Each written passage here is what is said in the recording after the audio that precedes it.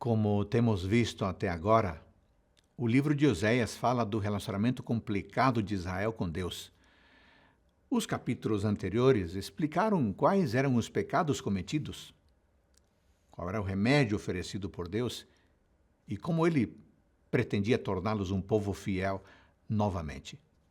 No capítulo de hoje, veremos que o drama descrito no livro não se limitava ao Reino do Norte, para onde Oséias estava escrevendo. A mulher adúltera de Oséias não representava apenas o povo rebelde, mas todos aqueles que recusam o conhecimento de Deus. O capítulo destaca 3 questões. Primeira, quando não há conhecimento do Altíssimo, a injustiça e a imoralidade se espalham como uma praga. Segunda ideia, quando não buscamos seu conhecimento, nós mesmos nos tornamos culpados de viver na escuridão.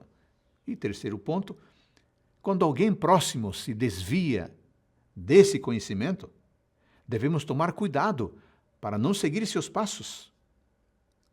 Note como essas realidades são apresentadas no capítulo de hoje. Os versos 1 a 3 falam da terra como um lugar cheio de imoralidade, engano e violência. O diagnóstico para esses sintomas era a terrível doença do pecado e sua causa principal era a recusa em conhecer Deus e sua vontade. Como está explicado no verso 1, ouvi a palavra do Senhor, vós, ó filhos de Israel, porque o Senhor tem uma contenda com os habitantes da terra, porque nela não há verdade, nem amor, nem conhecimento de Deus. O mesmo capítulo revela, mais adiante, que rejeitar a revelação de Deus era o mesmo que prostituição espiritual, pois cega o entendimento e leva à idolatria. No entanto, podemos perguntar, por que o povo de Israel não conhecia a Deus? Quem era o culpado por isso? Os versos 4 a 14 nos dão a resposta. Lemos assim, o meu povo está sendo destruído, porque lhe falta conhecimento. Porque tu, sacerdote, rejeitaste o conhecimento, também eu te rejeitarei, para que não sejas sacerdote diante de mim. Versículo 6. Sendo os depositários da lei da lei de Deus, os sacerdotes da nação eram os responsáveis por transmitir ao restante do povo os preceitos divinos. Porém, engana-se quem pensa que essa é a história completa. Os leigos dentro da nação, que não estavam diretamente relacionados aos negócios do templo, são responsabilizados de igual maneira. O capítulo também diz, porque o teu povo é como os sacerdotes, aos quais acusa. Versículo 4. E no verso 9 nós lemos, por isso, como é o povo, assim é o sacerdote. Castigá-lo-ei pelo seu procedimento e lhe darei pago de suas obras.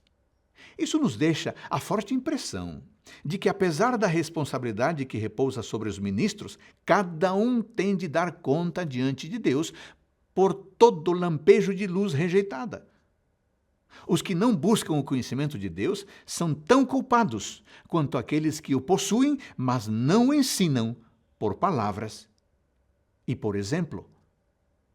Por fim, nos versos 15 a 19, é mostrado que o mal é um vírus que se espalha com muita facilidade. Israel havia ido tão longe na apostasia que estava pronto para o juízo de Deus. Judá, por outro lado, andava em caminhos tortuosos, mas ainda podia ser resgatado do castigo iminente. Se as coisas continuassem como estavam, porém, ambos seriam acorrentados no cativeiro. O mesmo se dá conosco hoje.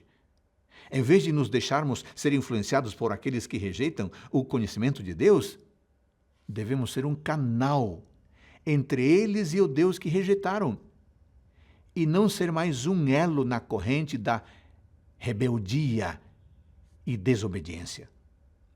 Num mundo tão confuso, em que a verdade está constantemente sob ataque, a mensagem de Oséias não nos deixa esquecidos.